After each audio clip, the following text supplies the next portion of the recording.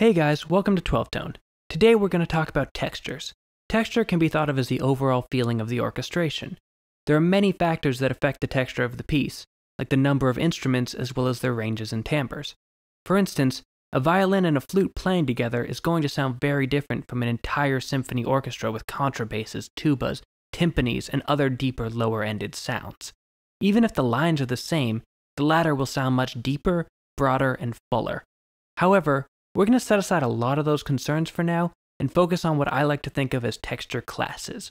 To do this, we're going to look at how each texture class works behind the same melody. For this exercise, we're going to use this.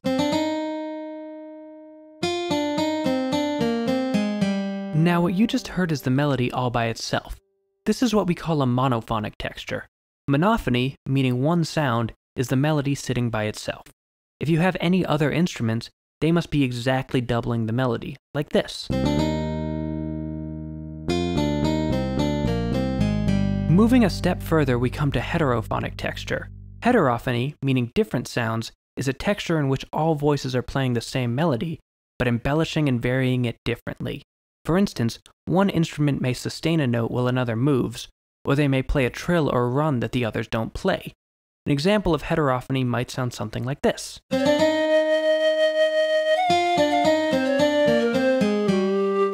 In Western European-based musical traditions, heterophony is fairly rare. However, it's quite common in certain traditional folk musics in non-European cultures, such as Chinese traditional music or Indonesian gamelan orchestras. Next, we come to what we call homophony, or same sound. Homophonic textures are what we're most used to in modern music. Homophony can be thought of as melody with accompaniment, with one instrument playing a prominent melodic line while others create a supporting harmony behind it, like this.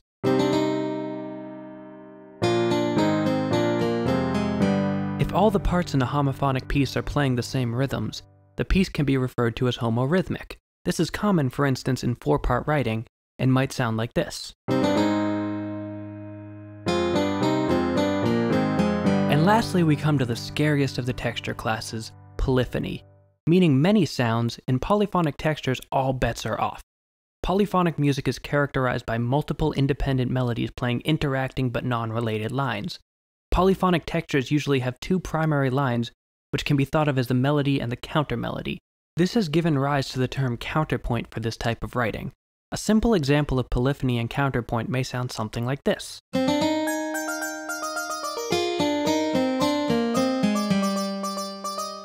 While we kept it fairly simple here, polyphonic music can get incredibly dense, complicated, and if you're into that sort of thing, beautiful.